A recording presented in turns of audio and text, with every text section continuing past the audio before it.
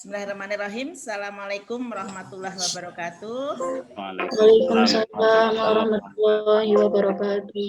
Waalaikumsalam warahmatullahi wabarakatuh. Alhamdulillahirabbil alamin. Wassalatu wassalamu ala asrofil anbiya'i wal mursalin wa ala alihi washabbi ajmain. Nama ba'du.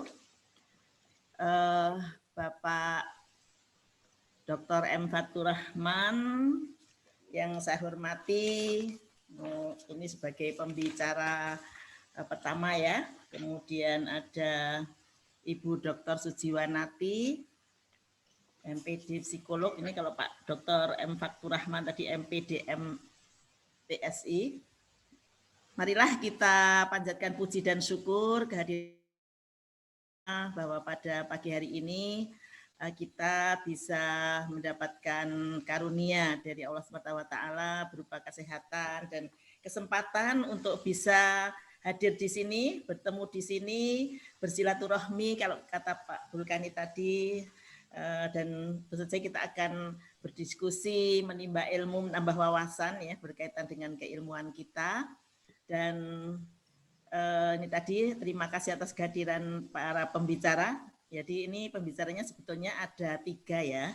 Ada Bapak Dr. M. Fathur Rahman, MPD MPSI, kemudian ada Ibu Dr. Sujiwanati, MPD SPSI, kemudian adalah psikolog ya. Kemudian ada lagi sebetulnya Ibu Dr. Hunainah MM yang mohon maaf ternyata beliau hari ini sakit ya, sebenarnya sudah beberapa hari ini sakit sehingga beliau tidak jadi hadir di kesempatan ini dan Bapak beliau menyampaikan permohonan maaf. Bapak Ibu sekalian dan para saudara-saudara para mahasiswa yang kemungkinan ini akan bisa bertambah ya, karena biasanya kan prosesnya itu jam 8, jam 10 undangan, mungkin jam 10 siap-siap masuk. Saya kira nanti Mas Diki masih akan bisa mengadmit beberapa yang sedang proses untuk masuk ya.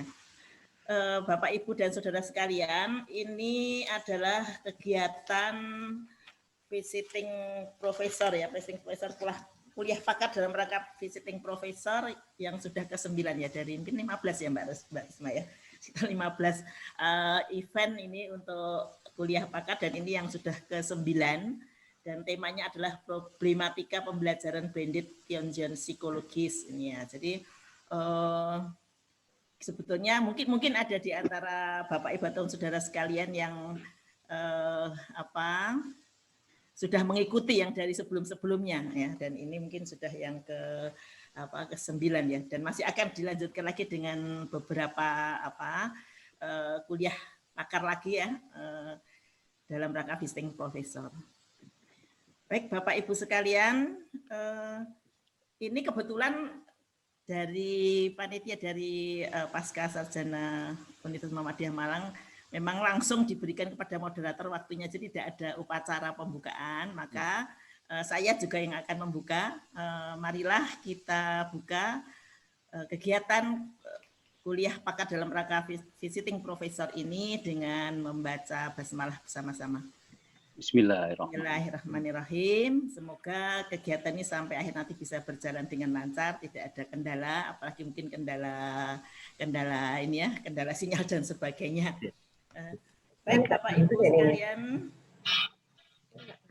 saya kira tema problematika pembelajaran blended ya, dalam kegiatan psikologis ini satu hal yang menjadi sangat dekat dengan kehidupan kita sehari-hari, karena setelah 9 bulan ini ya kita berada dalam kondisi pandemi, kondisi COVID, maka sebenarnya riset-riset maupun pengembangan pembelajaran berkaitan dengan keadaan yang saya kira kita mengalami sendiri, bagaimana ini kondisi sekarang ini ya, dengan adanya COVID-19 ini kita terhambat untuk mengadakan tatap muka, maka kemudian pembelajaran kita lakukan dengan daring ya, dan problematikanya saya kira sangat banyak ya. Problematika tidak hanya secara teknis, tapi juga saya kira akan berdampak secara psikologis ya. Ya, mungkin ini ada mahasiswa saya namanya Saldin ini dari Mas Samba. Sebetulnya Saldin, kamu mana aslinya, yang aslinya mana Saldin? Kamu ini kan di ini pelosokan ya, pelosok Sulawesi Selatan ya Saldin ini. Kebetulan Iya kemarin Bu, ya Bu. dia itu enggak ada di daerahnya, enggak ada sinyal sama sekali, makanya dia kan enggak pulang kemarin. Tapi kemudian tiba-tiba dia dipanggil oleh orang tuanya untuk pulang. Nah, ketika dia pulang itu makanya enggak ada sinyal sama sekali gitu, enggak ada sinyal, enggak ada kontak sama sekali. Dan ini pun dia katanya harus ke Mas Samba untuk bisa berkomunikasi dengan kami ya, dengan teman-teman maupun dengan kami, karena memang di rumahnya itu memang tidak ada akses untuk internet, telepon dan sebagainya. Jadi saya kira itu salah satu kendala ya dari teman-teman yang memang ada di pelosok ya. Makanya mungkin beberapa memang tidak pulang. Tapi dan itu tidak hanya, mungkin saya kira tidak ada permasalahan dari Saldin Safar ini, tapi saya kira banyak sekali yang akhirnya mengalami berbagai permasalahan ya. Saya kira riset-riset tentang COVID ini menjadi primadona ya sekarang ini ya, tentang COVID secara psikologi seperti apa, akibatnya seperti apa, dan tentunya juga berkaitan dengan pembelajaran. Jadi kita tidak bicara tentang akibat psikologisnya, tetapi berkaitan dengan pembelajaran blended ini dalam tinjauan psikologis. Jadi pada pagi hari ini ada dua narasumber yang akan menyampaikan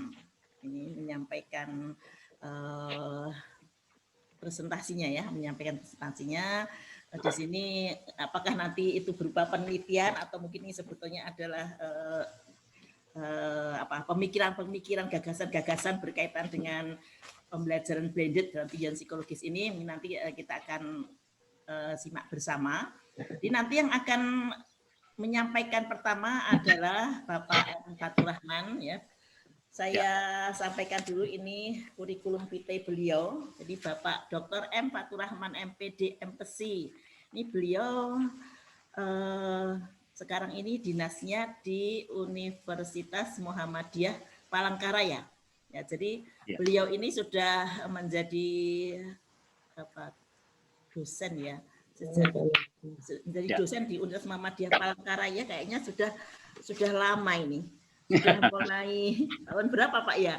Ini tahun 89 ya, tahun 89 sudah menjadi staf BAU Universitas Palangkaraya. Kemudian ya sampai sekarang ini beliau adalah kepala LP3 MPT Universitas Muhammadiyah Palangkaraya. Ya, lembaga penjamin mutu gitu Bu, singkatnya. Oh ini penjamin mutu ya, saya kira. Gitulah. Iya.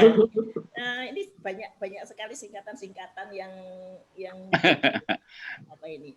Ya kalau PGSD tahu ya, ini FKIP, pernah jadi sekretaris PGSD, pernah jadi kepala BAU, pernah jadi dekan FKIP, Palangkaraya, dan sekarang adalah kepala LP3 MPT Penjaminan UM Palangkaraya.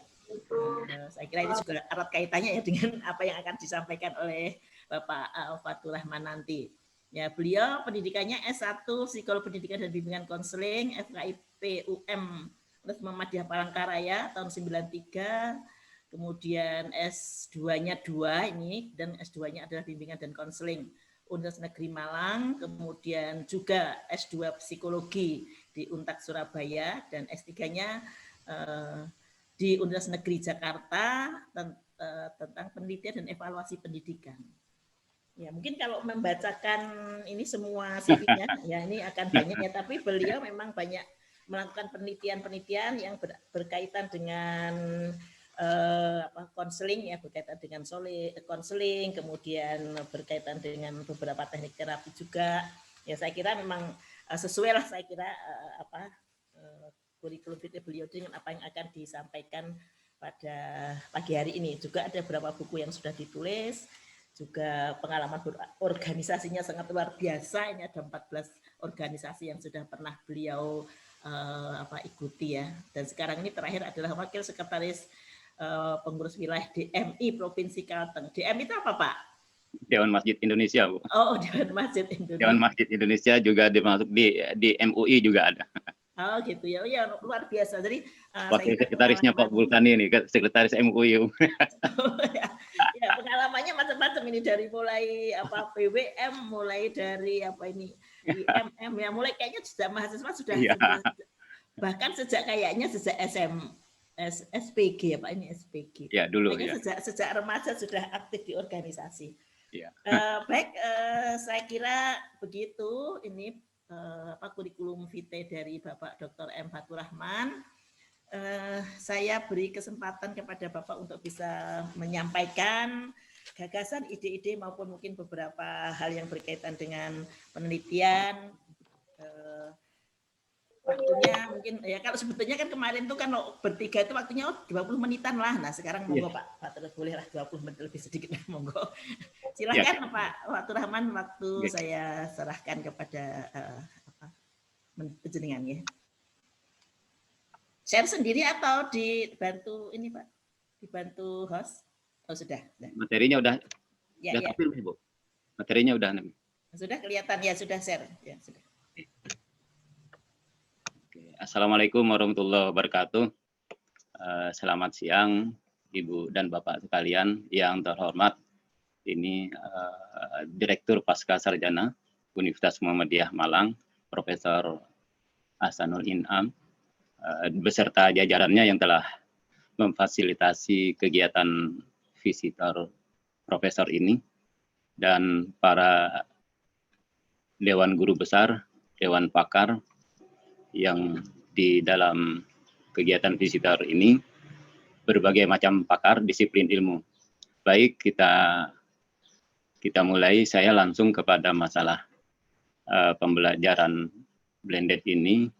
Diawali dengan sistem pembelajaran kita sampai pada saat ini memang ada dua pola sesungguhnya. Ada pola yang pertama itu pola konvensional dan pola modern. Pola konvensional sebagaimana kita ketahui adalah bersifat rasional, sedangkan pola modern berkaitan dengan teknologi informasi dan komunikasi. Nah, dua pola inilah sesungguhnya diharapkan terutama di pola modern itu penggunaan teknologi informasi dan komunikasi ini diantaranya adalah komputer dengan internetnya. Nah, sehingga dengan dua pola ini akhirnya akan memunculkan istilah e-learning. Nah, istilah e-learning, pembelajaran berbasis e-learning itu. Nah, sehingga akan muncullah pembelajaran blended. Nah, kira-kira berkembang tahun 2000-an lah, tahun 2000 mulainya pembelajaran blended ini. Nah, diharapkan sesungguhnya dengan adanya pembelajaran blended ini akan membantu para peserta didik, mungkin termasuk juga mahasiswa, mengakomodir bagaimana gaya belajarnya. Nah, bisa dengan gaya belajar visual maupun juga gaya belajar audio. Nah, oleh karena itu, dalam proses perjalanannya pun ternyata berbagai macam problem yang dihadapi atau masalah. Nah, yang secara umum kita lihat yang telah banyak diuraikan oleh para pakar kita berkenaan dengan sarana dan prasarana. Nah, itu sangat kurang tadi sebagaimana disampaikan oleh Ibu moderator tadi, termasuk kawan kita yang dari Sulawesi, dari daerah pedalaman. Meskipun sarana dan prasarana yang memadai sekalipun, tetapi kalau tidak diupdate maka akan menjadi kendala, permasalahan juga. Yang berikutnya juga jaringan, ini secara umum, bukan hanya di tanah Jawa, lebih-lebih di luar Jawa. Nah, termasuk di daerah kita Kalimantan ini, memang sulit, apalagi sudah di pedalaman, termasuk daerah Sulawesi tadi. Nah, jaringan yang tidak normal lah, kadang-kadang normal, kadang-kadang tidak. Nah, ya, permasalahan berikutnya adalah tenaga yang kurang siap.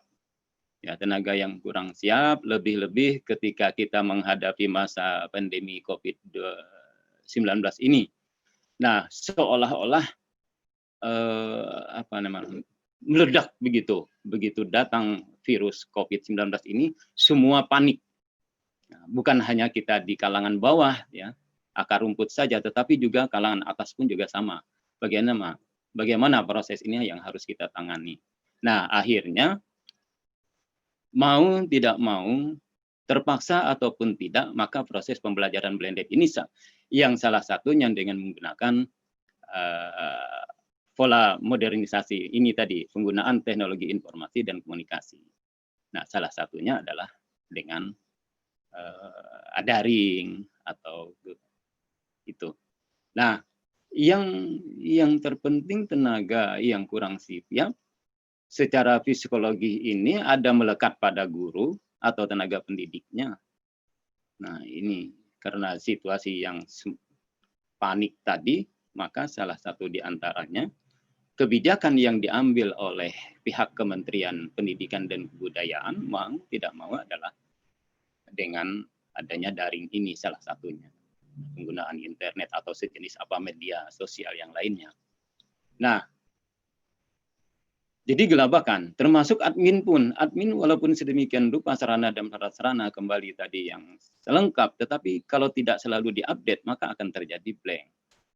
Nah, terlebih kepada anak didik kita, begitu. Anak didik kita, para siswa ini sangat terkejut sesungguhnya karena yang selama ini kita lakukan dengan pola pembelajaran klasikal, nah akhirnya dengan pembelajaran jarak jauh, ya, jarak jauh.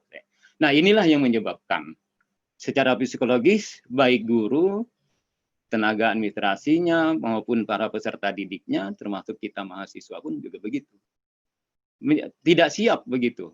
Akhirnya stres, ya, akhirnya stres. Nah, ketika itu terjadi, terutama bagi anak didik kita, para siswa kita, memang itu sangat terkejut ketika mereka ada yang tidak bisa menggunakan laptop, tidak bisa menggunakan HP-nya, ada yang tidak menggunakan HP, ya, dalam artian tidak mampu untuk membeli HP, mereka bingung. Nah, ketika dibelikan HP pun juga bagaimana menggunakannya. Nah, termasuk guru pun juga demikian, admin juga demikian. Nah, oleh karena itu yang sangat kita perhatikan sekali bagaimana permasalahan yang dihadapi oleh para siswa itu, gitu. Yang dihadapi oleh para siswa. Nah, ini hanya sekedar sekelumit, yaitu terjadinya pembatasan berinteraksi dengan berinteraksi sosial, ya, terjadinya pembatasan berinteraksi sosial.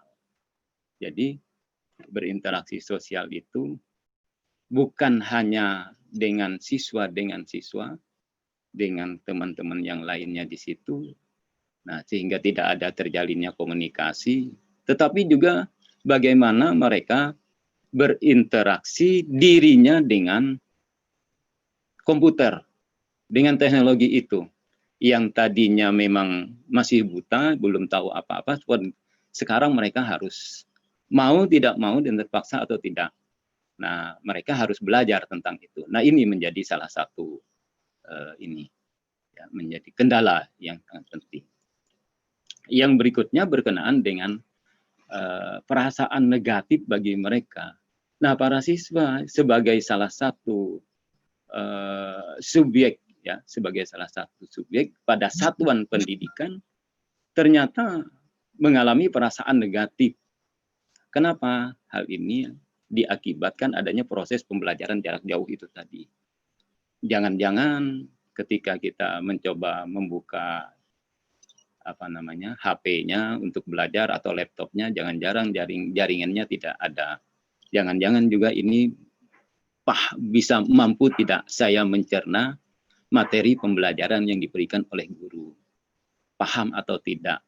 Nah, lantas saya harus bertanya dengan teman seperti apa. Nah, ini terjadi pembatasan interaksi tadi akibat adanya pembatasan. Mau tidak mau itu juga memang terbatasi. Nah, jadi istilahnya itu mereka harus membatasi diri dengan cara itu tadi.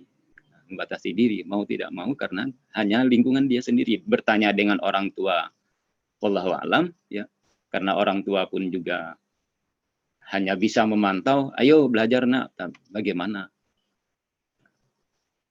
Yang berikutnya adalah mereka kurang menyesuaikan diri dengan kondisi yang sesungguhnya.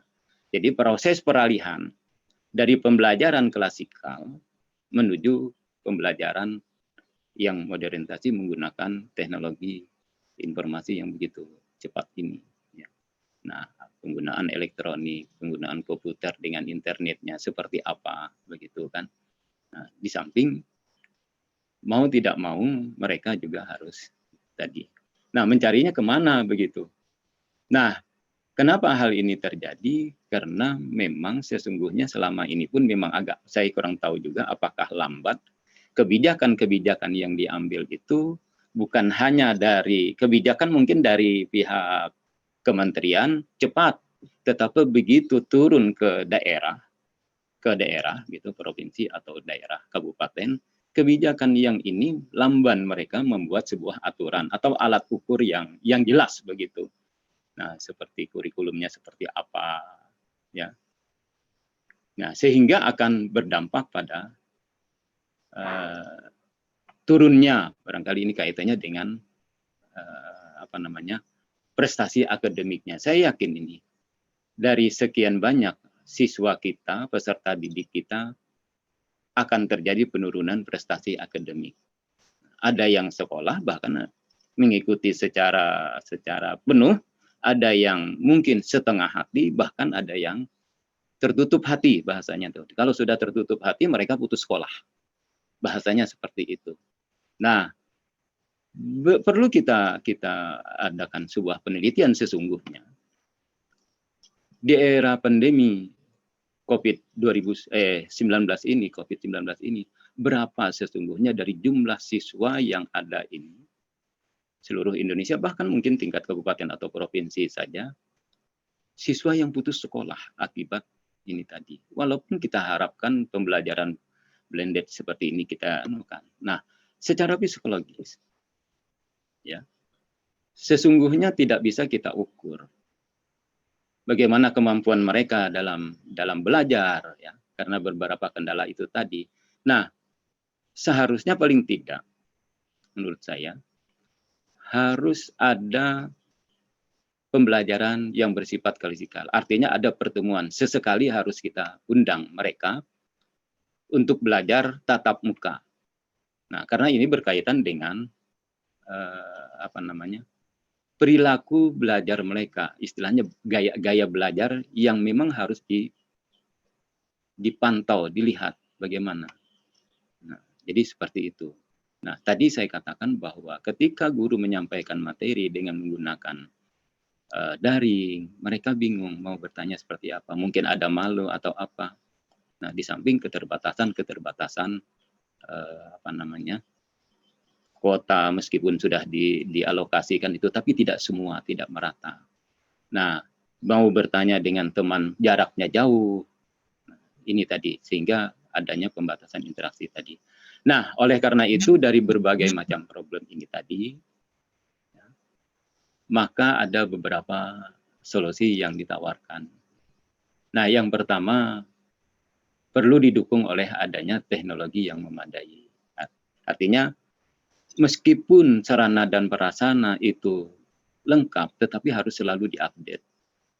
Harus selalu. Yang kedua, memang perlu adanya pelatihan-pelatihan. Meskipun tidak ada istilah terlambat. Nah, khusus bagi siswa, ya, bagi siswa atau anak didik kita itu yang pertama, perlu adanya peningkatan kepercayaan diri yang tinggi, ya. Kepercayaan diri yang tinggi. Nah, ini diharapkan mereka mampu menggunakan berbagai macam interaksi, baik interaksi dengan dirinya dengan laptop atau komputer, kemudian dirinya dengan lingkungan sekitarnya, kedua orang tua dan sebagainya, guru dan apa, selalu berkomunikasi. Nah, kemudian mereka harus dibekali dengan adanya kemampuan mengenali diri. Emosi diri itu perlu ketika berhadapan dengan komunikasi teknologi yang dihadapi pada saat ini, agar tidak selalu ini mungkin karena ngadat itu tadi begitu, ini akhirnya mereka ngambek dan lain-lain. Nah, mungkin juga hal-hal yang lain akan muncul. Kemudian untuk mengatasi berbagai masalah itu perlu juga ya sekolah mengaktifkan diri salah satu unit layanan bimbingan dan konselingnya. Perlunya dihadirkannya program bimbingan dan konseling di sekolah itu. Bisa saja dipanggil satu persatu. Kalau tidak bisa tatap muka, mereka pakai daring juga. Apa permasalahan yang dihadapi oleh mereka? Nah, program bimbingan dan konseling itu bisa bersifat klasikal, bisa bersifat konseling individual, bisa konseling kelompok, misalnya, walaupun diatur dengan protokol kesehatan, memakai protokol kesehatan, nah dengan mengatur jarak dan sebagainya ketika berada dalam suatu ini. Kalau sudah yang jaraknya jauh di pedalaman, ya mau tidak mau pakai daring misalnya, ya. Nah, ada juga memakai istilah per group, ya, konseling teman sebaya.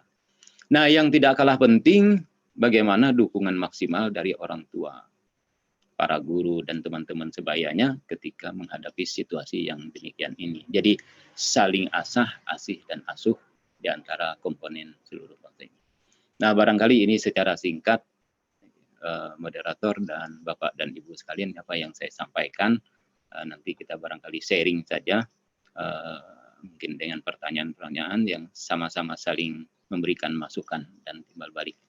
Saya kira demikian, Ibu dan Bapak sekalian. Wabillahi taufiq wal hidayah. Assalamualaikum warahmatullahi wabarakatuh.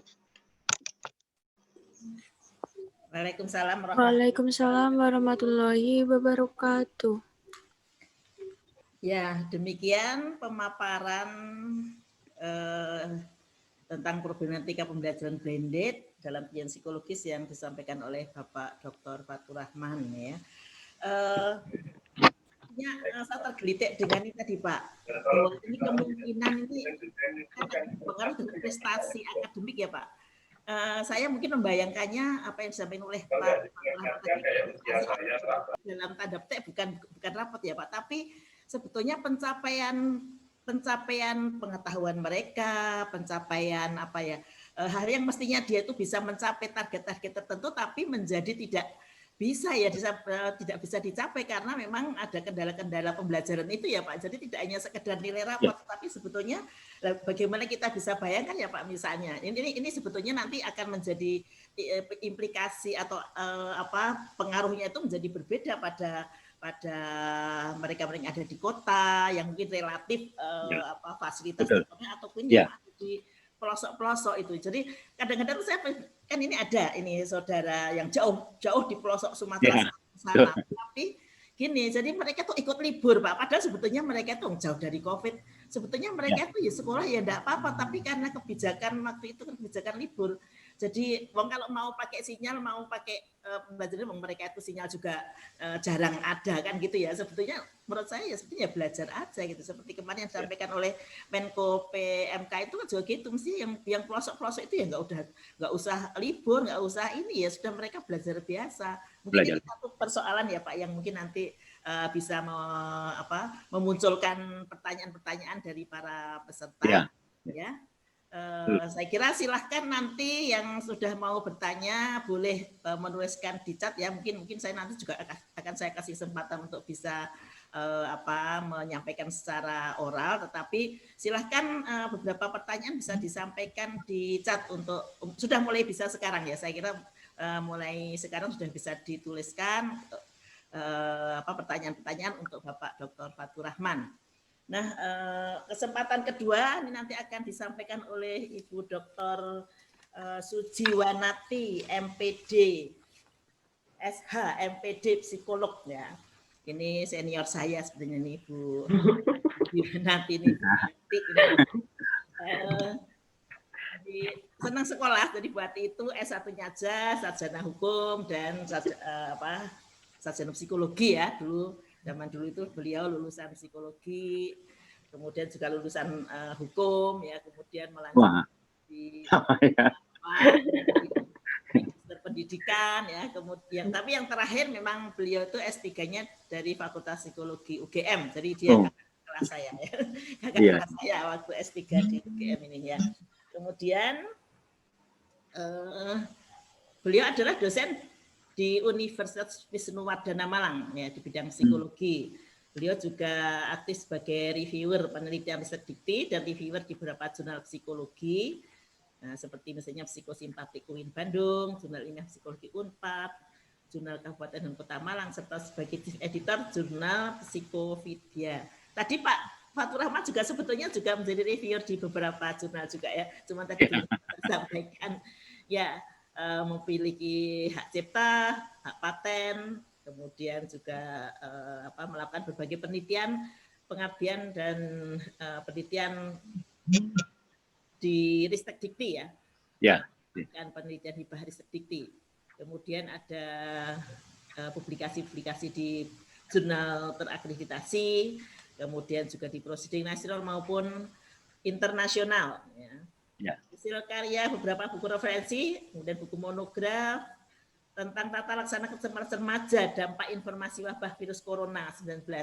Juga book chapter tentang cinta menuju bahagia. Dan kemudian juga book chapter tentang new normal, kajian multidisiplin. Tentang pelanggaran karantina pasien COVID-19, tinjauan baru itu. Penelitiannya juga hukum, jadi ada nulis tentang tinjauan hukum, tinjauan psikologi, ya kemudian ini tadi ya memang karena Bu Ati ini senang sekolah, jadi memang akhirnya meluas ya, banyak sekali yang dicoba-coba ini banyak dicoba oleh ya, ini panggilannya Bu Ati nih. Baik, saya persilahkan monggo Bu Ati untuk bisa menyampaikan paparannya. Ya, saya kira waktu monggo lah fleksibel saja. Dipersilakan. Assalamualaikum warahmatullahi wabarakatuh.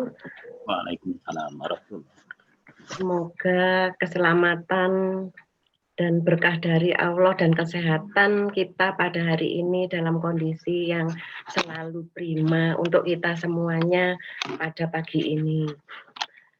Yang terhormat Ibu Moderator dan yang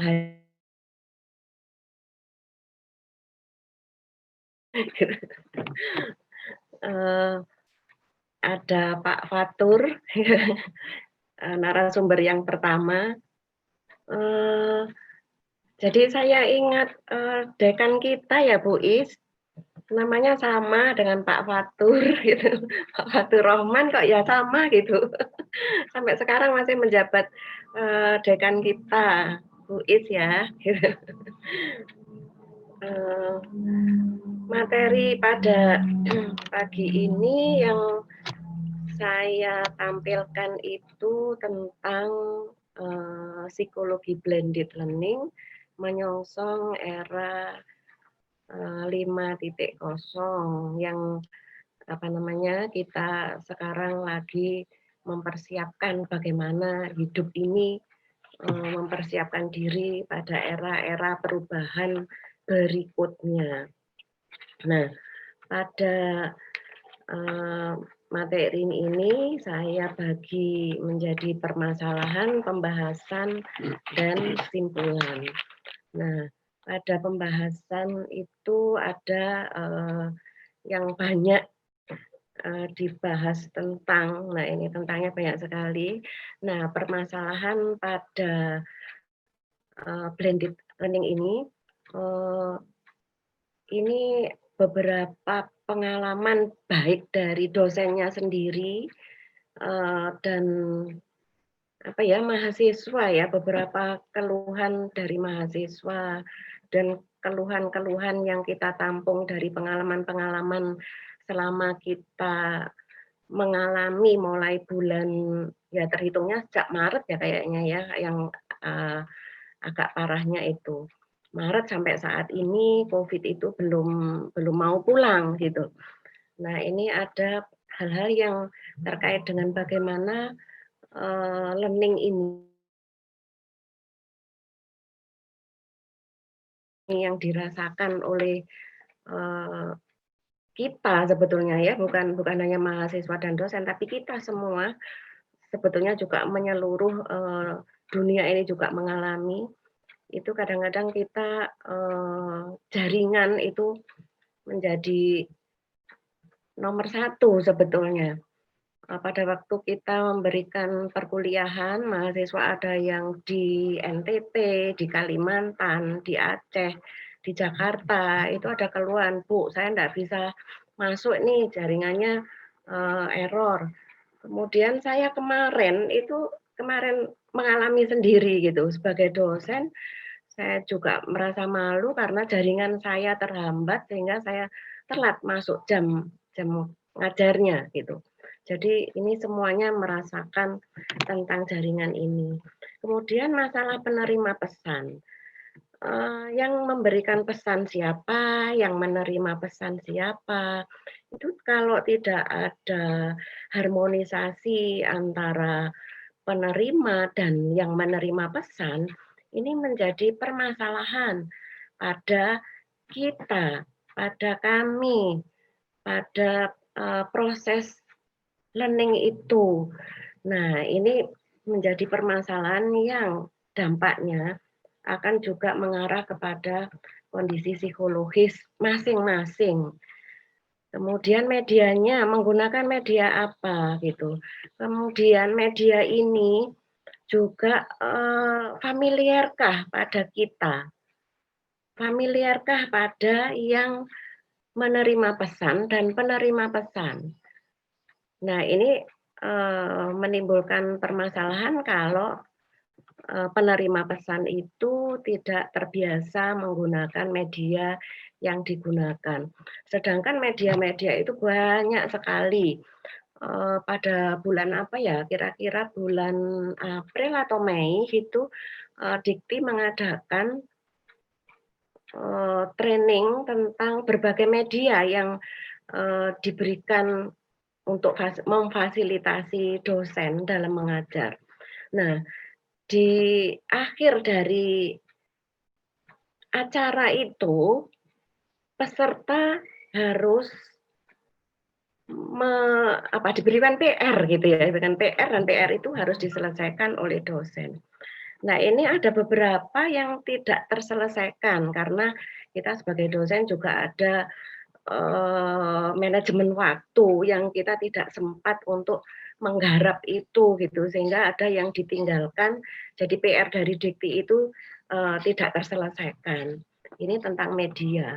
Sebenarnya sudah difasilitasi oleh Dikti, tapi sebagai dosen tidak cukup waktu ya untuk menyelesaikan PR-PR yang sekian banyak itu.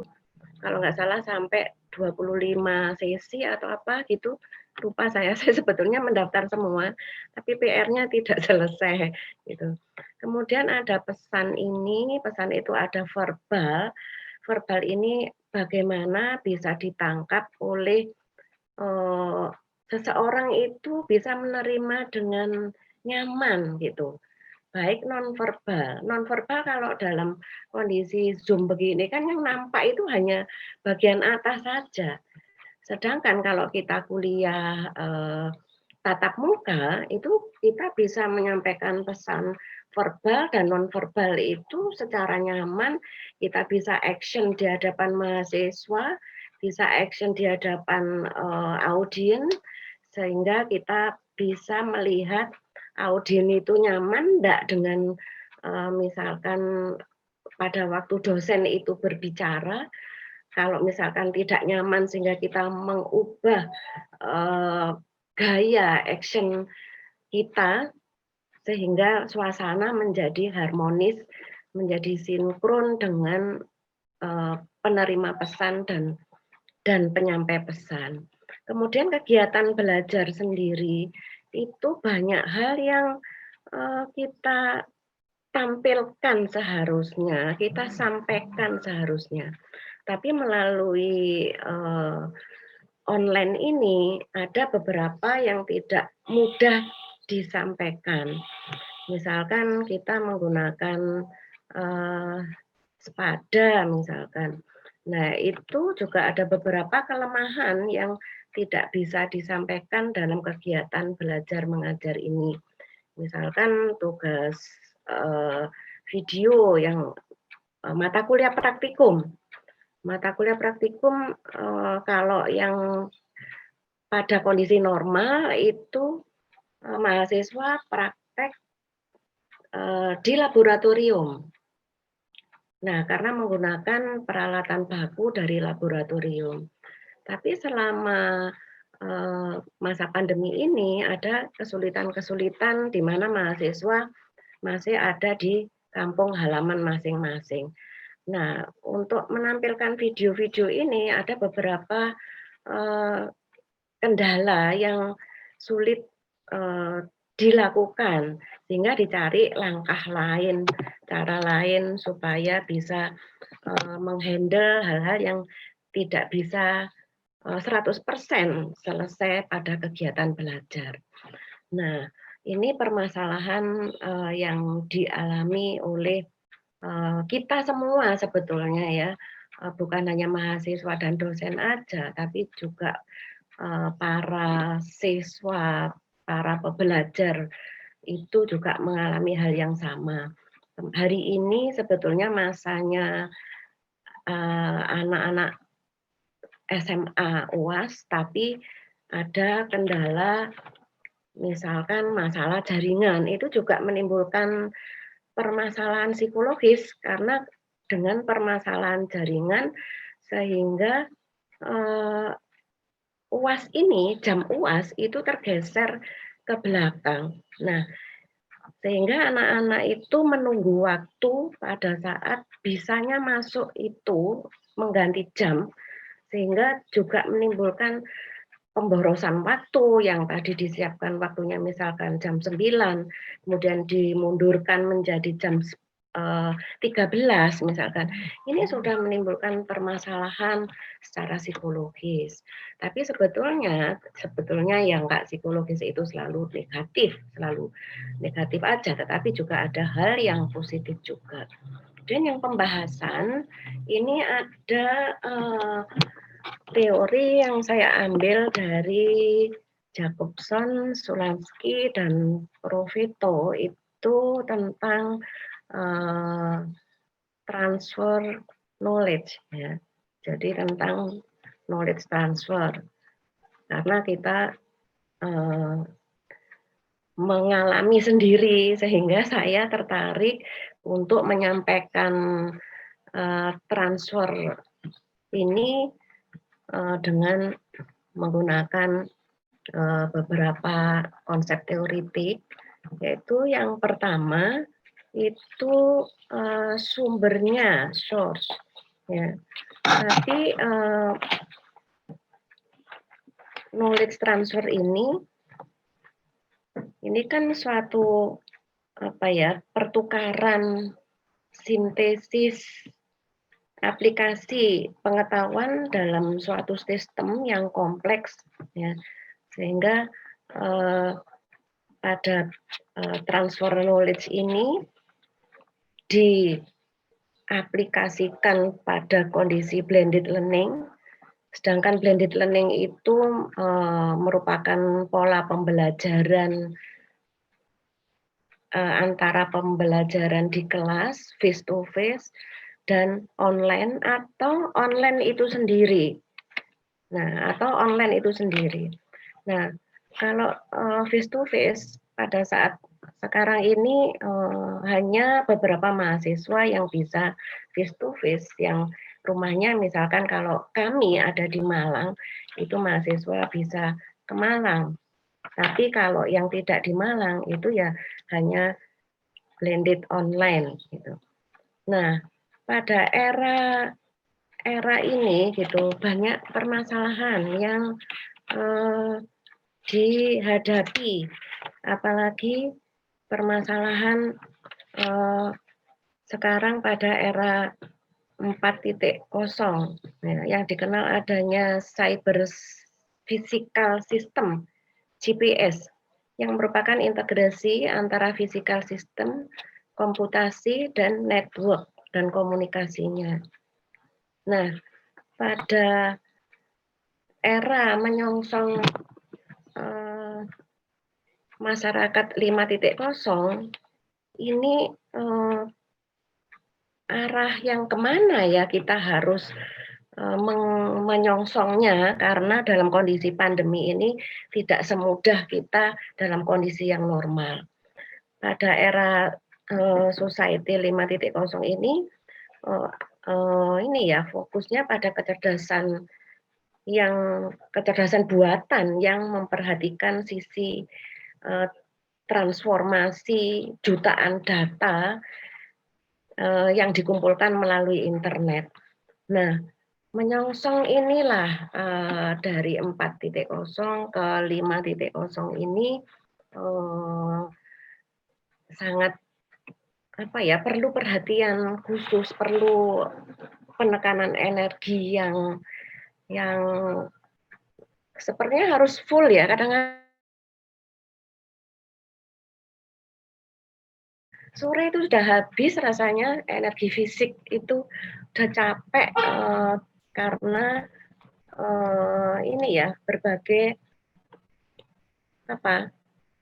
energi fisik dan psikis itu sudah keluar semua gitu.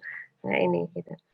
Yang pertama kita bahas bersama-sama itu tentang source, yaitu sumber seperti mata air gitu. Atau kalau diaplikasikan ke knowledge transfer itu merupakan perintah-perintah yang digunakan untuk membuat aplikasi-aplikasi. Juga ada kode yang ada dalam jaringan komputer yang digunakan untuk menginisiasi suatu program. Kemudian yang kedua adalah yang ini penerima pesan ini, recipients ya, penerima, pesan perantara, baik penerima dan menerimanya. Penerima orang atau hal yang menerima satu atau kepada siapa dan apapun yang diberikan atau dikomunikasikan khusus atau penerimaan dengan bentuk gambar yang diam ya, gambar tidak ada suara. Kemudian yang ketiga itu channel. Channel ini merupakan media, saluran yang implikasinya pada blended learning ini ya. Komunikasi, saluran komunikasi, cara media ya. Cara media antar muka. Nah, ini ada dampaknya, ada jenis yang harus dihadapi pada blended learning ini, ada sinkron dan asinkron. Sinkron, setiap alat pembelajaran atau real time ya, seperti pesan instan yang memungkinkan mahasiswa dan dosen bisa bertanya dan menjawab dengan segera. Ya. Sedangkan asinkron, ya, asinkronus, ya, pembelajaran yang dilakukan saat mahasiswa atau dosen sedang offline, ya, sedang offline. Jadi tidak langsung bisa ketemuan gitu ya. Kemudian pesan, message ini ada pesan verbal dan non-verbalnya. Ya. Pesan yang tersampaikan, ya. Pesan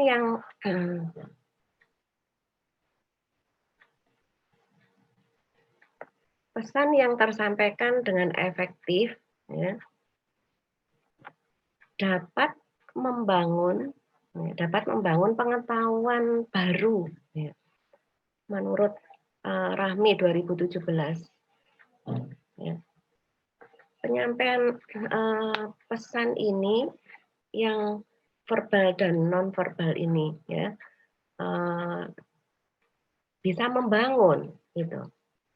Tapi juga pembelajaran online perlu didesain pesan yang sesuai dengan tingkat pengetahuan masyarakat. Nah, ini. Nah, masyarakat yang mana?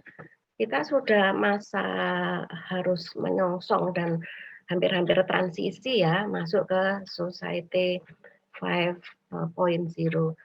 Nah, ini akan mengarah masyarakat ke Internet of Things dan Artificial Intelligence. Kemudian masuk ke konteks. Pada konteks ini ada penerapan kegiatan belajar. Ya. Tadi itu bisa kegiatan belajar sinkron, asinkron gitu ya. Tapi juga karena blended gitu, sehingga bisa mengarah pada konstruktivisme. Jadi bisa lebih nyaman sebetulnya, bisa belajar di luar, di taman, kemudian di teras, kemudian dengan contoh-contoh yang bisa kepegang, bisa ditampilkan, bisa dialami gitu. Sehingga sebetulnya bisa menimbulkan hal yang nyaman, tapi kan tidak semua permasalahan masalah kondisi psikologis itu sama dialami oleh individu-individu itu. Sehingga ada hasil penelitian yang mengatakan bahwa yang positif dampak dari blended learning ini itu bisa meningkatkan motivasi belajar siswa atau dosen dan guru atau mahasiswa dan kita ini gitu. Dan juga ada yang lain dari hasil penelitiannya itu bisa menurunkan kecemasan. Nah, ini yang positifnya, jadi tidak selalu negatif. Ini saya sedang melakukan penelitian, cuman baru masih proses nyebar gitu, belum selesai, tapi saya sudah waktunya bicara, jadi tidak sempat menyampaikan hasil blended learning gitu.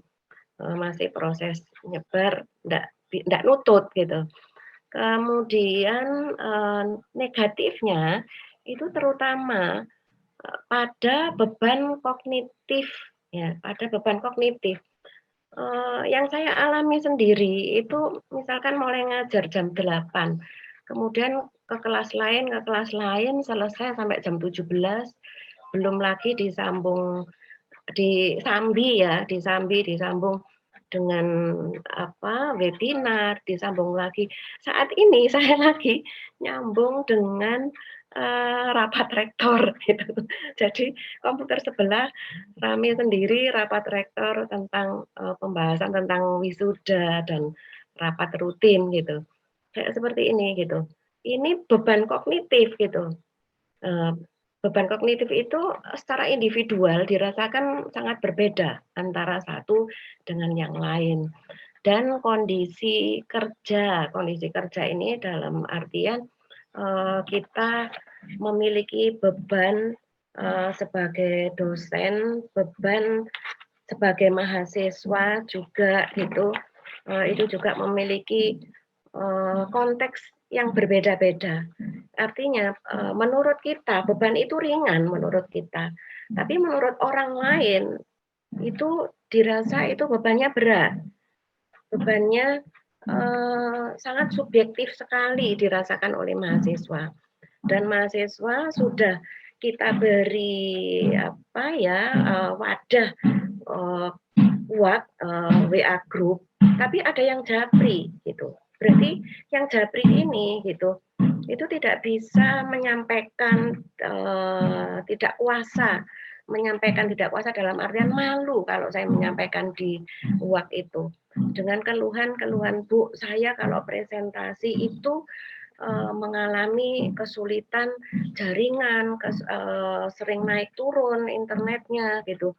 Kemudian saya tidak pede, saya merasa beban saya kuliah daring ini, saya merasa ada hambatan, tapi mahasiswa lain enjoy saja. Nah, ini menjadi masalah pada kondisi psikologis masing-masing individu.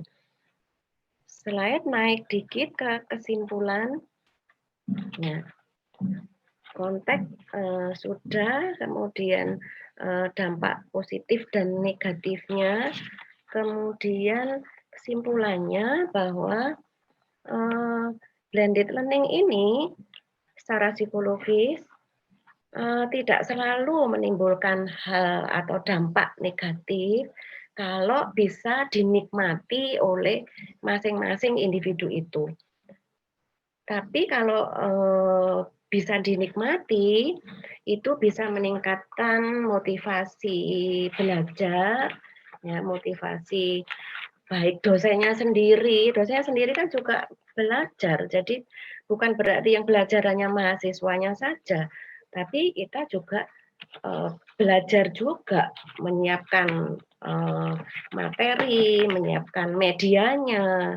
Andai kata media hari ini trouble, kita harus siap ke media yang lain gitu.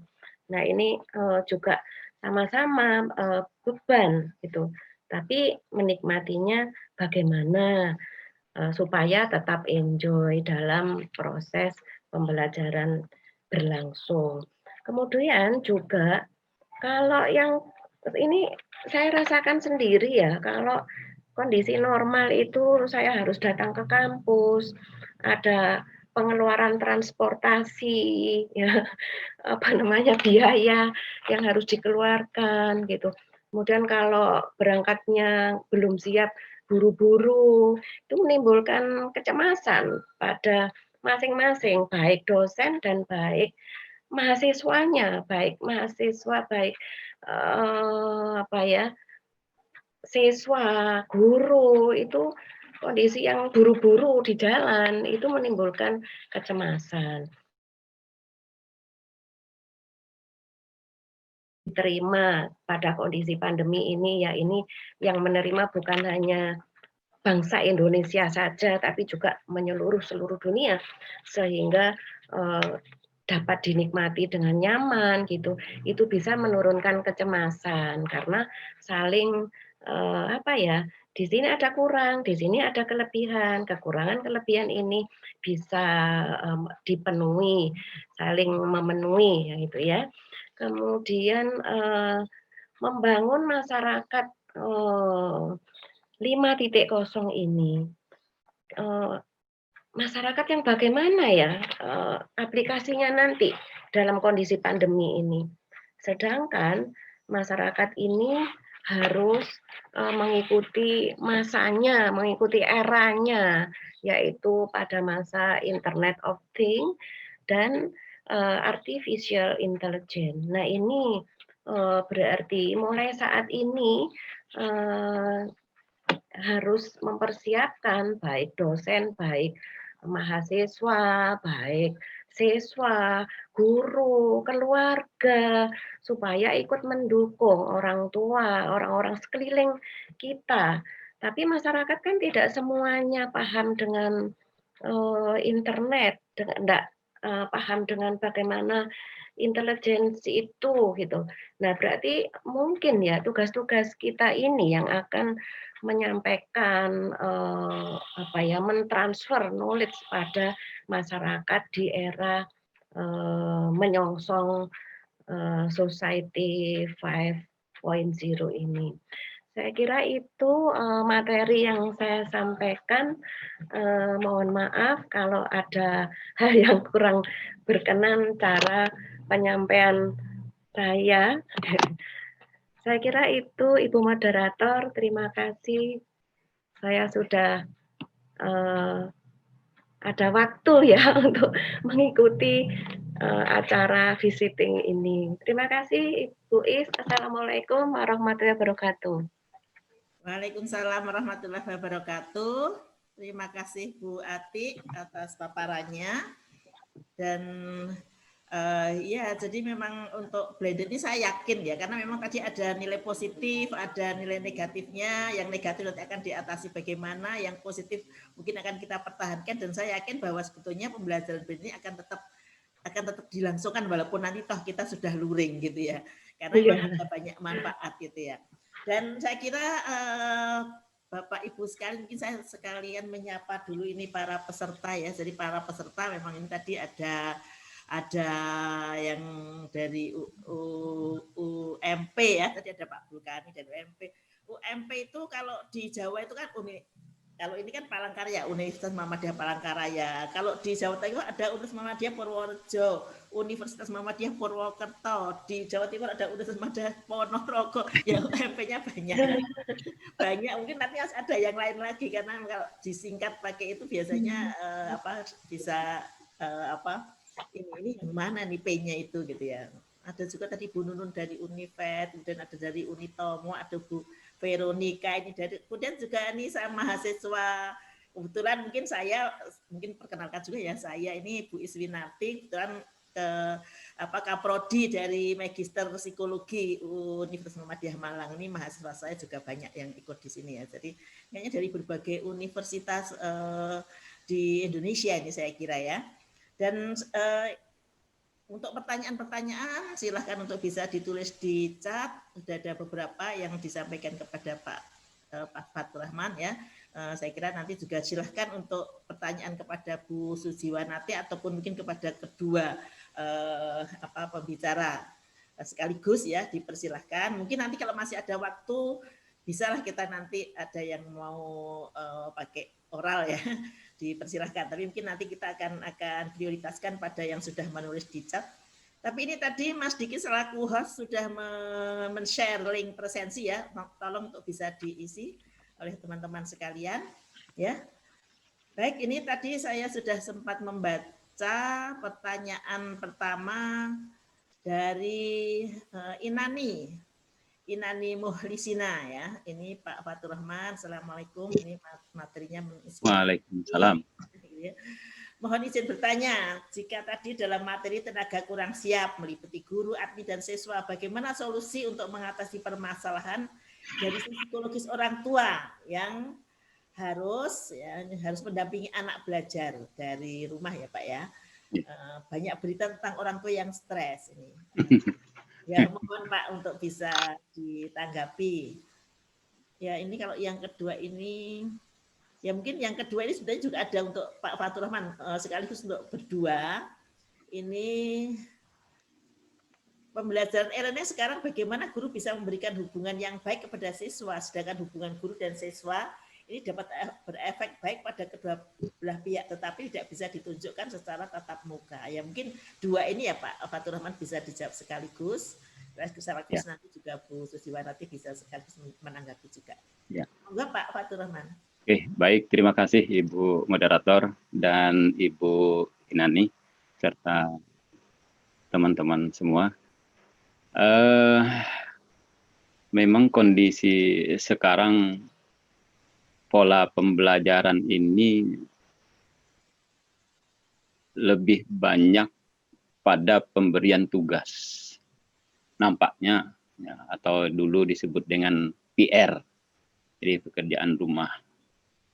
Nah, ada yang guru menyepakati pada sekolah tertentu orang tuanya mengambil bahan atau materi di sekolah, lantas dibawa pulang ke rumah, kemudian dikerjakan.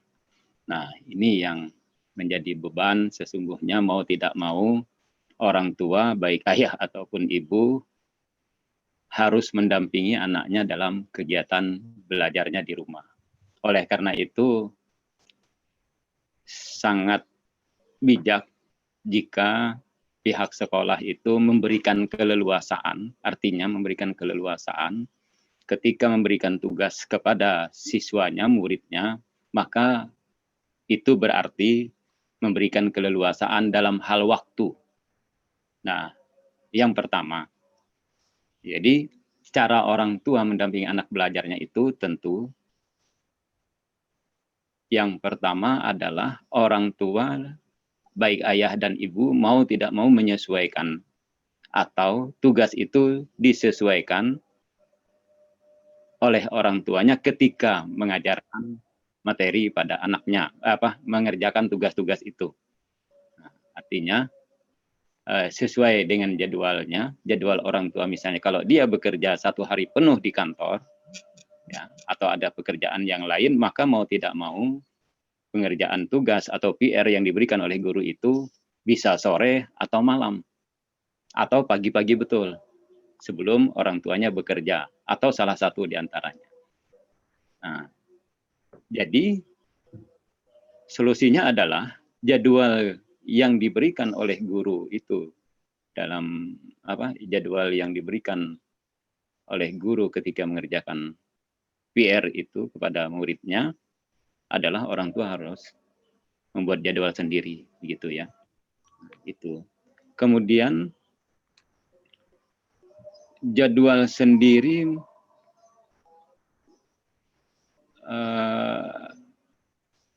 membuat banyak jadwal sendiri dengan cara memenuhi kegiatan membacanya itu lebih banyak. Itu mendampingi anak, cara belajar anak, karena sangat minim tugas yang diberikan oleh guru, walaupun itu baca halaman sekian, ada tugas itu ini dan sebagainya, maka cara belajar itu harus dirubah juga dengan cara banyak membaca di rumah. Nah, tapi harus sekali lagi disesuaikan dengan jadwal kegiatan orang tua. Nah, yang berikutnya adalah cara orang tua mendampingi, mau tidak mau, orang tuanya, baik ayah ibu atau saudaranya, belajar juga tentang daring. Ya. Belajar juga tentang daring. Ya. Artinya, mungkin dia bisa ikut webinar sekali-kali, bagaimana sih caranya itu? Nah, terutama bagaimana mengoperasionalkan laptopnya, bagaimana mengoperasionalkan HP-nya. Sekali-kali merasakan seperti itu. Nah, sehingga ketika gurunya sekali-kali mengadakan webinar atau kuliah daring, mengajar daring begitu, sehingga mudah orang tuanya juga bisa ikut serta mengajari anaknya, mendampingi anaknya di rumah ketika ada pelaksanaan daring itu. Nah, itu sebagai tambahan ilmuwan. Yang berikutnya mau tidak mau juga menyesuaikan dengan kuota atau dana yang diberikan gitu, untuk internetnya itu. Nah, jadi kalau pada keluarga yang memang kurang mampu begitu, tapi minat belajar yang tinggi bagi anaknya, mau tidak mau juga harus menyesuaikan menyesuaikan kuota sesuai dengan dana yang ada. Nah, yang berikutnya supaya tidak jenuh anak dalam kegiatan belajar, apakah itu sering membaca, apakah sering juga karena mengerjakan tugas-tugas soal yang diberikan oleh guru, maka sekali-kali anak diajaklah untuk rekreasi. Dalam artian rekreasi itu ya sekitar rumah aja lah, gitu kan. Sekitar rumahnya aja, berolahraga. Kemudian kalau dia pagi atau menjelang siang itu sambil berjemur, begitu kan. Tapi dalam situasi rileks, begitu, dalam situasi rileks. Nah, ini sesungguhnya adalah untuk menghindari adanya stres, gitu, ada stres. Nah, kembali kepada itu. Jadi jangan terlalu lama juga, misalnya kalau diberikan oleh gurunya ketika mengerjakan PR banyak itu misalnya. Jangan terlalu lama gitu belajar. Nah, sekali-kali perlu dilakukan aktivitas di luar, artinya di halaman rumahnya saja atau di sekitar rumahnya saja dengan berbagai macam aktivitas misalnya.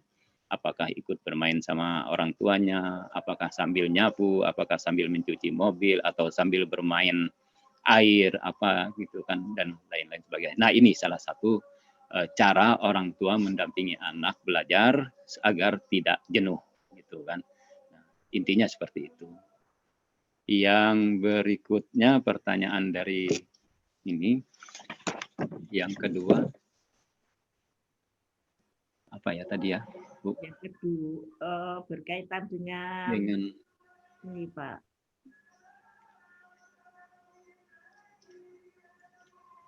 Ini bagaimana bisa memberikan hubungan yang baik kepada Tuhan. Hubungan yang baik ya, hubungan yang baik. Nah, ini memang agak sulit menjawab ini karena situasi yang demikian, masa pandemi ini kalau misalnya sekolah itu berada di posisi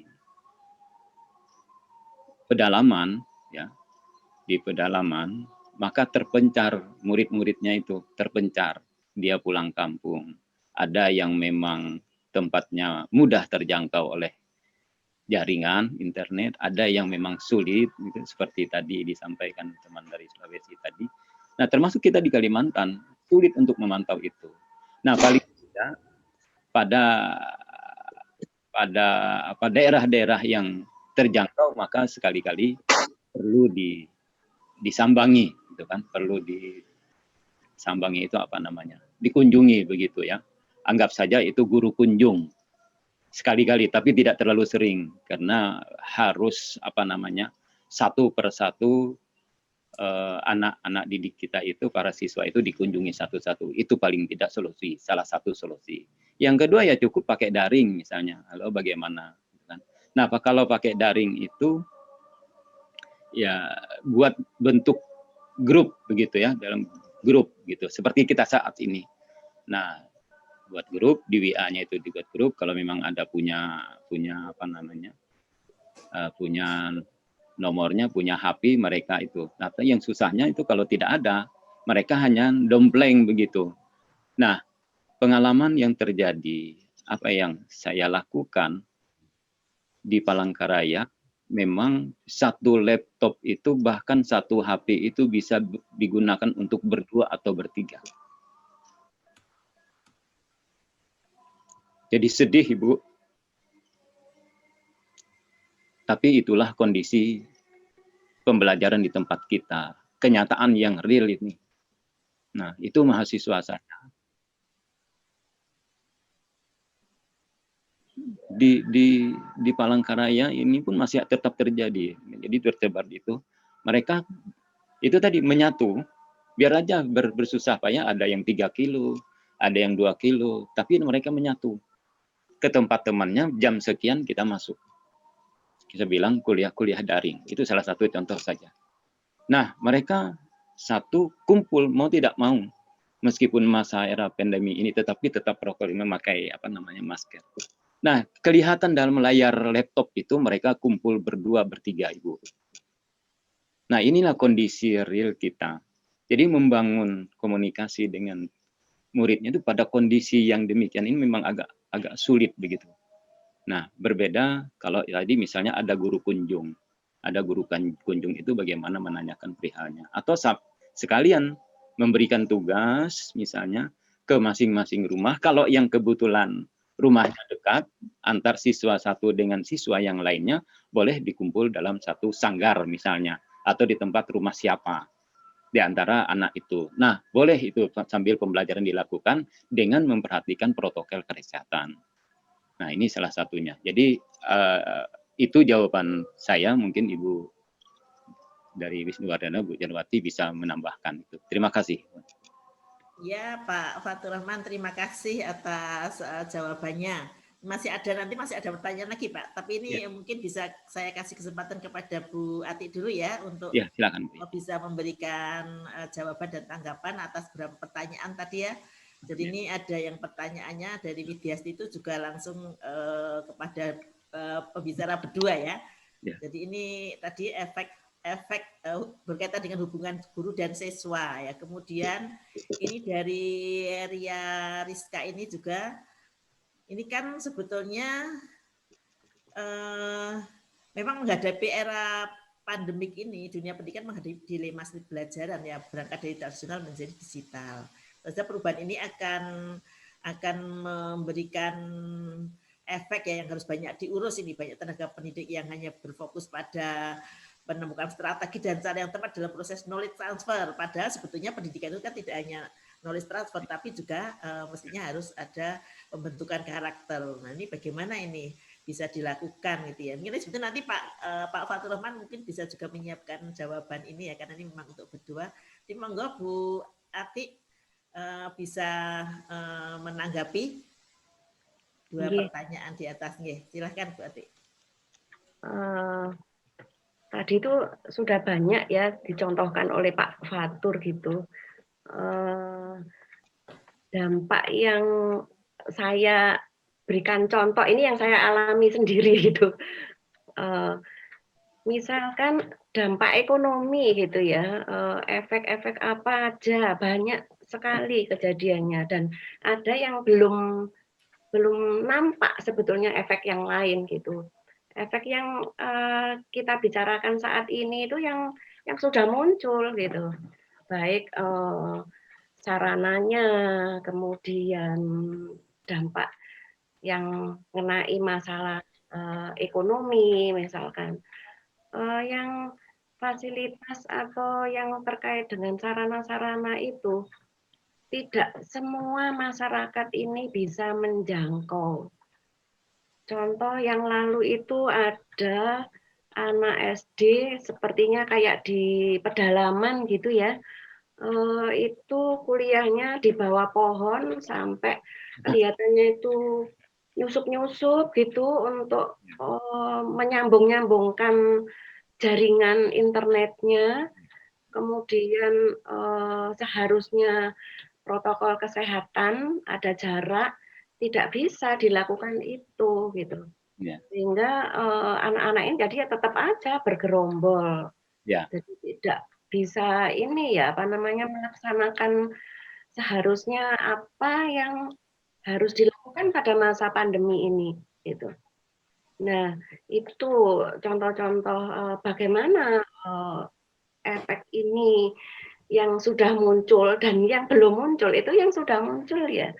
Kemudian ada lagi video yang beredar, ada anak SD belajar hanya menghafal latihan ya Pancasila gitu, nggak jadi Pancasila.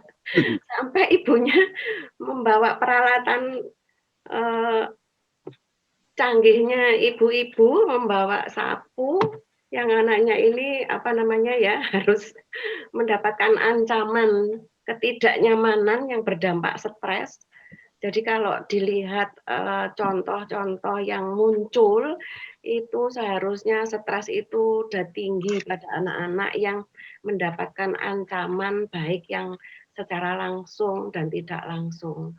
Nah, kalau saya berpikirnya bagaimana menyiasati efek yang sekarang ini muncul, kemudian kita juga berpikir efek yang nantinya itu belum muncul, tapi sebenarnya sudah ada di pikiran kita gitu. Pikiran kita itu apa ya kira-kira ya itu yang menyongsong era 5.0 itu gitu. Ini masih belum ini ya, masih belum 1 tahun sudah dampaknya ke stres psikologis karena dari fasilitas, sarana prasarana gitu. Yang kita alami sendiri aja ya Pak Fatur. Ya, betul. Kita kan mendapatkan ini ya subsidi internet itu. Ya, ya. Tapi saya menggunakan subsidi itu entah bagaimana wifi saya habis, kemudian saya menggunakan apa namanya subsidi itu gitu. Lebih lancar wifi daripada itu. Ya. Saya sering kepental, kemarin tuh kepental juga gitu acara sosial. Ini kebetulan saya sama dengan Pak Fatur, saya ada di penjaminan mutu Pak Fatur. Kita Ya, bisa alhamdulillah ketemuan di sini. Ya. Nah, kemarin itu LL Dikti Surabaya mengadakan sosialisasi AMI, kemudian mulai jam 8 sampai jam 17. Itu saya di tengah-tengah itu saya kepental keluar, sedangkan pesertanya banyak, masuknya sulit gitu. Nah, ini kita mengalami, sehingga kalau kita mengalami ini, kalau kita transfer ke anak-anak gitu, apa ya yang akan terjadi? Nah, itu yang harus kita pikirkan lebih jauh lagi pada 2022. Apa yang akan terjadi? Ada kondisi yang sudah muncul aja, contoh-contoh yang mudah, ibunya bawa sapu, kemudian anaknya kena pukul, kemudian anak mencari sinyal itu sampai menempuh perjalanan yang berbahaya, meniti sungai, meniti jembatan buatan tradisional kayak seperti itu. Nah, ini yang sudah muncul aja yang saya berikan gambaran gitu, dampaknya itu kok begitu gitu ya. Ada yang bagus untuk orang-orang yang status sosial ekonomi menengah ke atas, tapi untuk status sosial menengah ke bawah dan wilayah yang pelosok itu banyak kendala-kendala yang perlu dipikirkan oleh, ya kalau kita ada di sini mungkin kita ini harus memikirkan bagaimana. Kemudian saya mengalami sendiri, saya tiap hari itu banyak saya ya itu. Saya tiap hari itu kalau belanja, saya supaya enggak keluar itu langganan Ibu, kalau bahasa Jawa itu Pak Fatur, kalau mahasiswa ini muda-muda ini banyak yang tahu ya. Ya. Masih cantik-cantik, seger-seger ini. Apalagi Bu Is orang Malang gitu ya.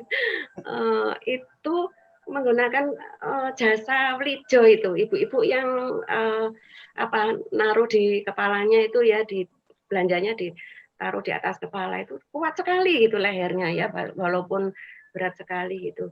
Saya pesan, saya tulis di kertas gitu, saya tulis di kertas gini, Bu, saya besok pesan ini gitu. Bu, saya nggak bisa baca gitu, kayak bahasa Madura, saya nggak bisa baca. Udah Ibu ngomong aja, saya ingat gitu. Ini kan berarti kognitifnya dia bagus. Kognitifnya dia bagus, tapi nggak bisa baca. Terus waktu puasa itu saya memberikan kurma gitu pada ibu ini gitu. Dia senang sekali gitu. Aduh Bu, senang sekali saya dikasih ini. Anak-anak saya suka ini. Anaknya kelas berapa Ibu? Sekitaran SD gitu.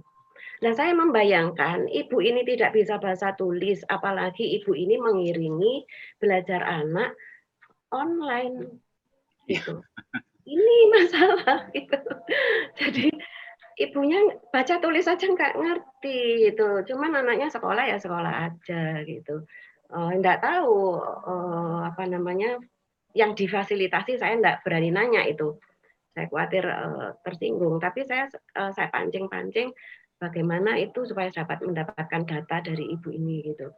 Nah, untuk yang ini ya, yang tadi itu bermasalah sangat prihatin ya, yang sangat prihatin.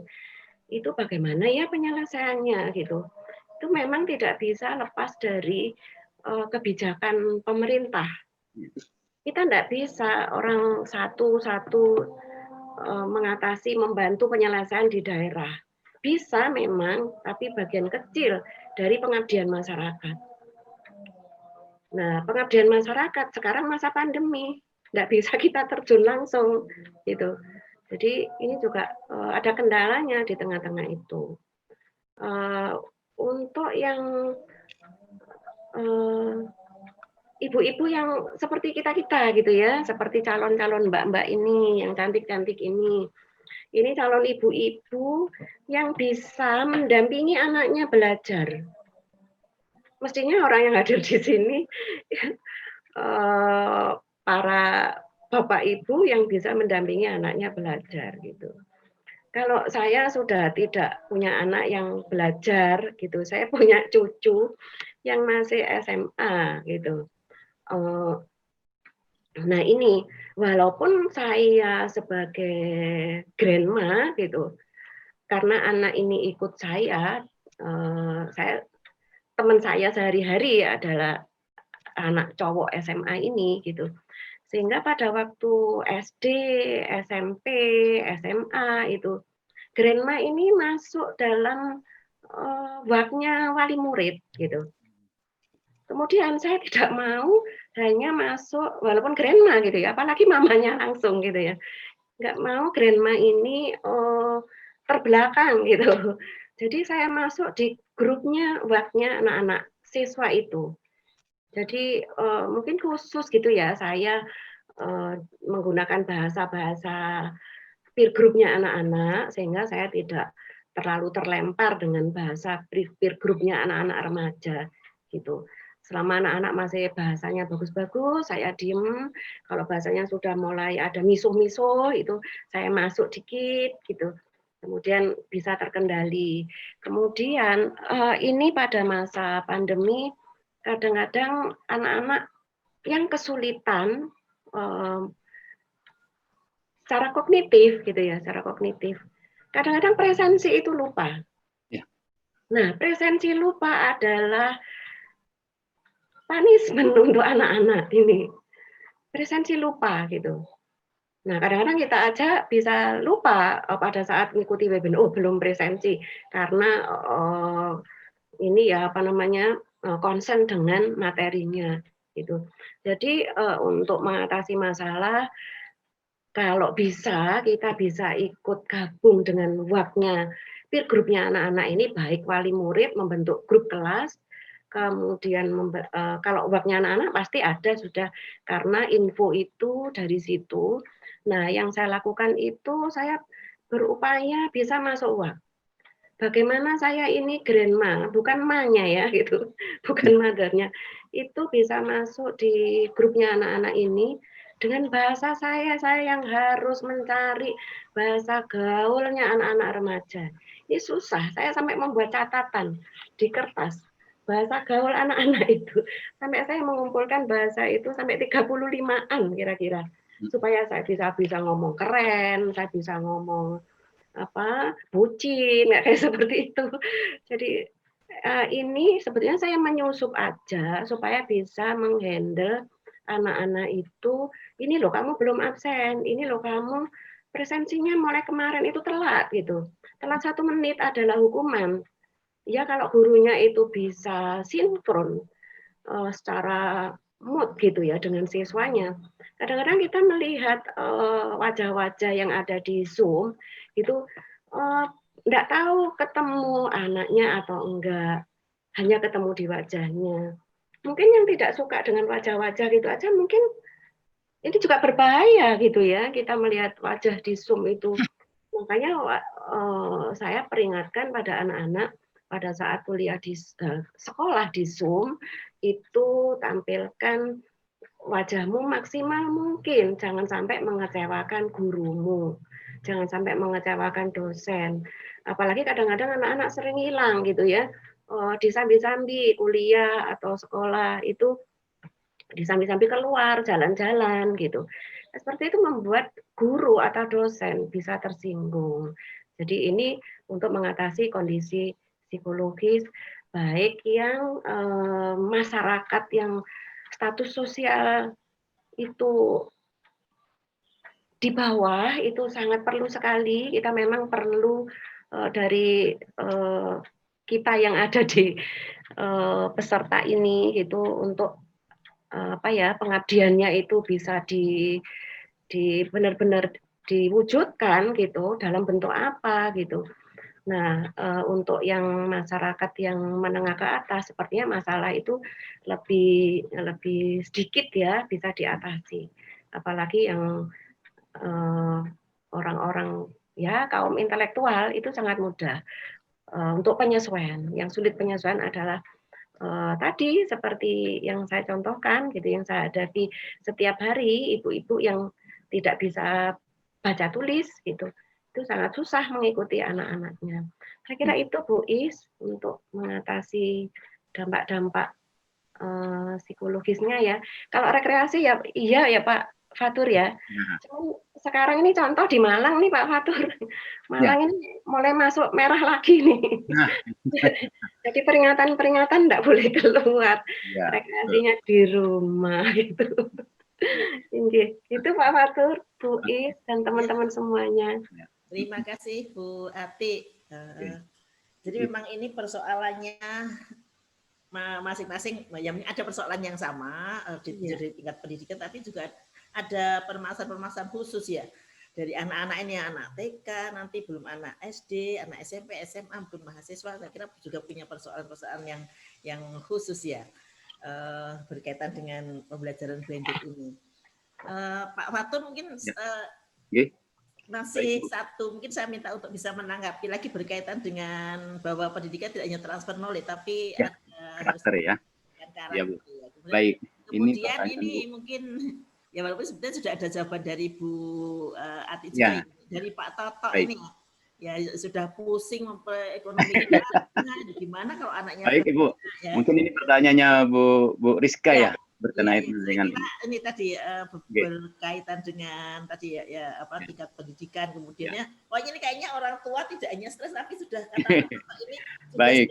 darah tinggi Ya. katanya gitu ya. Mangga Pak Oke. Fatul.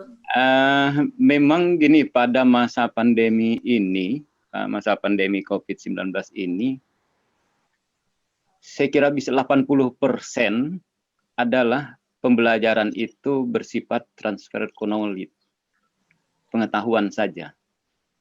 Nah, sulit kita memprediksi karena sesungguhnya kalau dalam pembelajaran klasikal, artinya kita sama itu masih bisa kita kontrol bagaimana perilaku belajar anak. Masih bisa kita lihat. Tetapi di masa pandemi yang seperti ini, 80% saya yakin itu hanya transfer knowledge-nya saja, pengetahuan saja. Nah, oleh karena itu perlu kita harus perlu ada solusi. Bagaimana sesungguhnya perilaku anak dalam belajar itu ketika kita memberikan materi. Istilahnya itu melihat pada pembentukan karakternya. Nah, kita bisa bekerja sama, ini mungkin ini bisa bahan penelitian lebih lanjut nih, bagaimana perilaku anak dalam belajar ketika masa pandemi di rumah. Nah, ini bisa kita bekerja sama dengan orang tua murid, ya, orang tua siswa atau murid.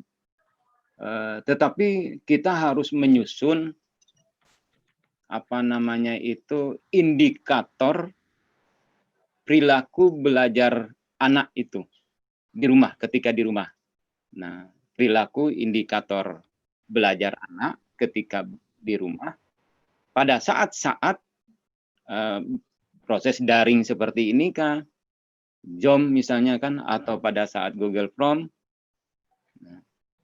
atau pada saat hanya pemberian tugas saja, di mana guru tidak memberikan materi pembelajaran, tapi hanya tugas. Maksud saya, tugas itu kan ada membaca, ada mengerjakan soal, ada mengerjakan rangkuman dan sebagainya.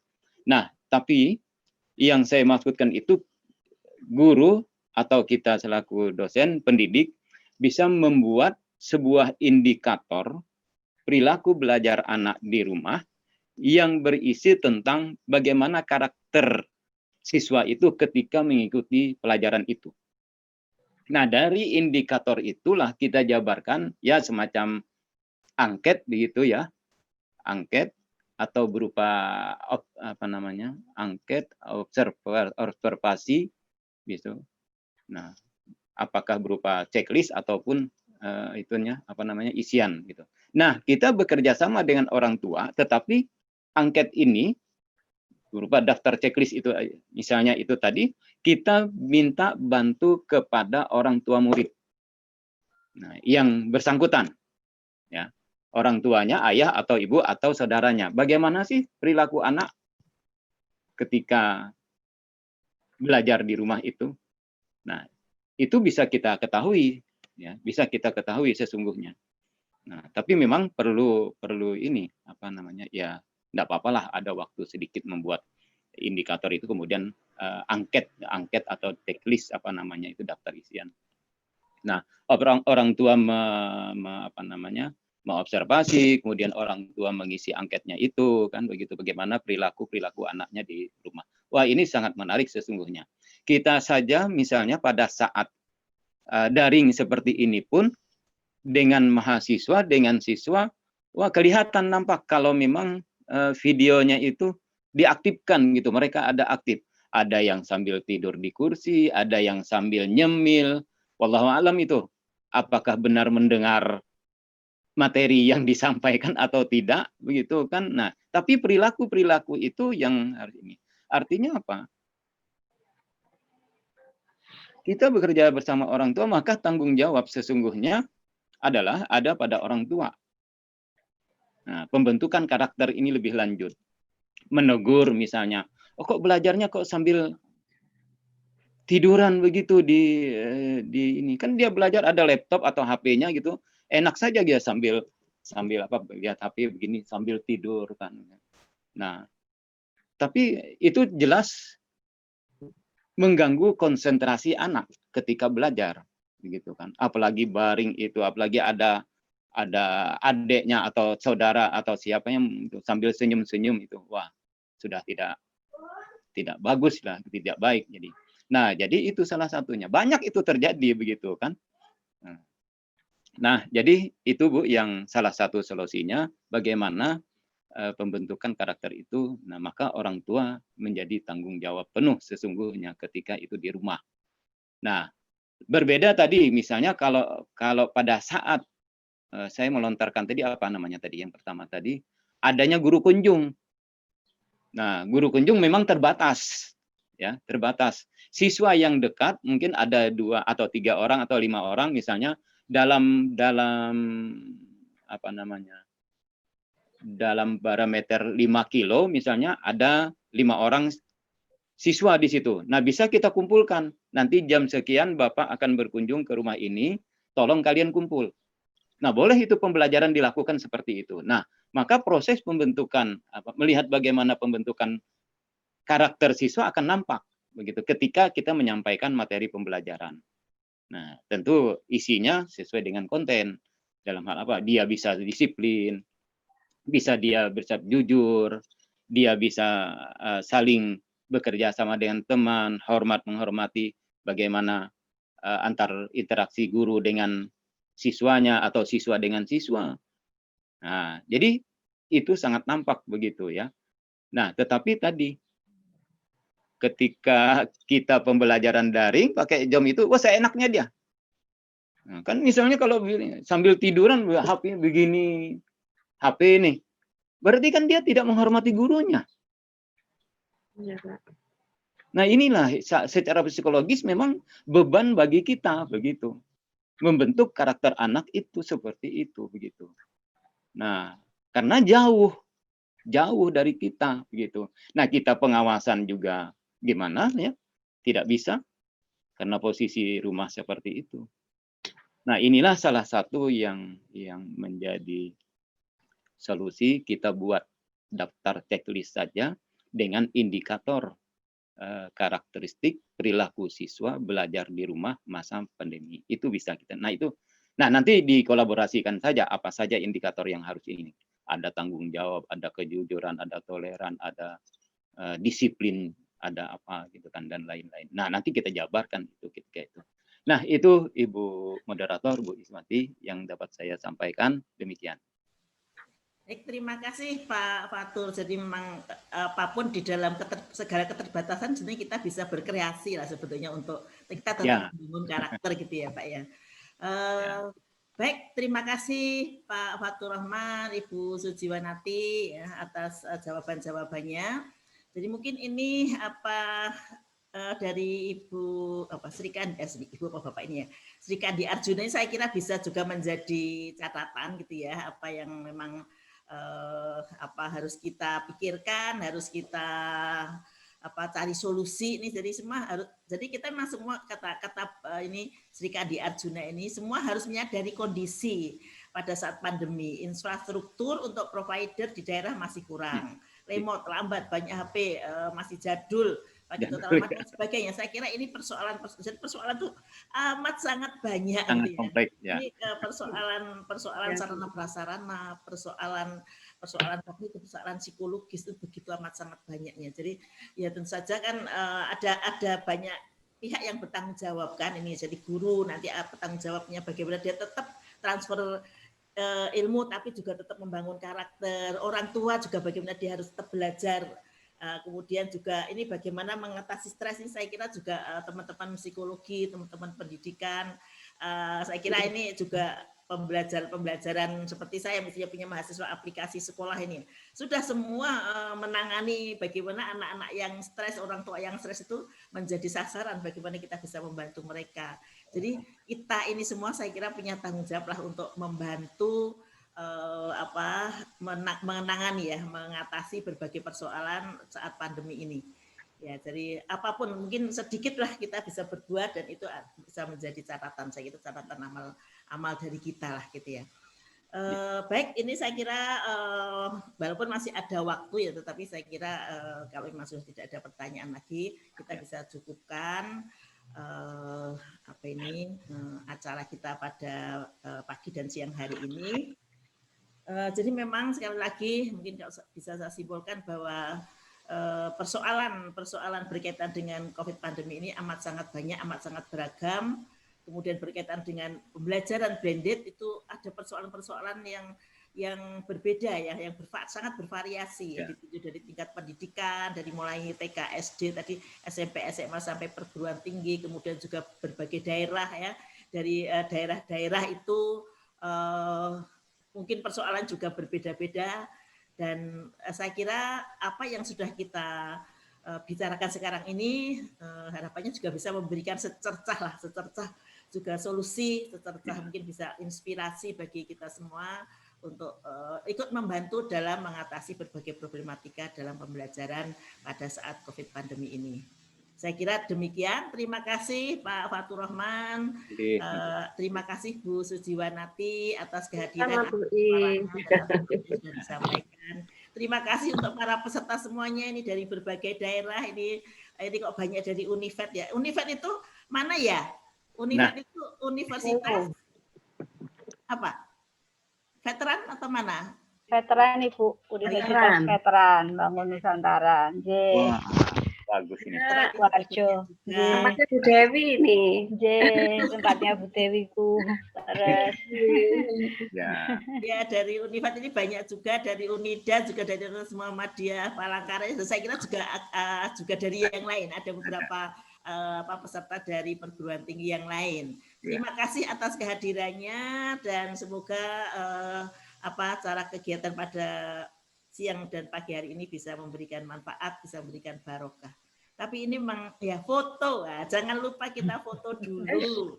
Oke, sebelum saya tutup, Mas Diki mungkin bisa apa? Gimana? Fasilitasi untuk foto, jadi minta tolong untuk bisa dibuka ini ya videonya supaya nanti fotonya bagus. Baik, terima kasih Mas Diki. Ini Pak Toto tadi yang sudah moto ya Pak Toto ya.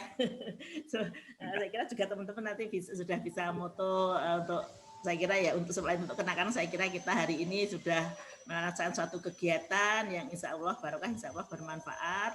Jadi terima kasih sekali lagi atas kehadirannya Bapak Ibu sekalian, juga Pak Fatur dan Bu Sujiwanati. Terima kasih atas semuanya. Barakallah. Kita akhiri dengan bacaan hamdalah bersama-sama. Alhamdulillah. Terima kasih Bu Is. Sampai ketemu Bu Is Winarti.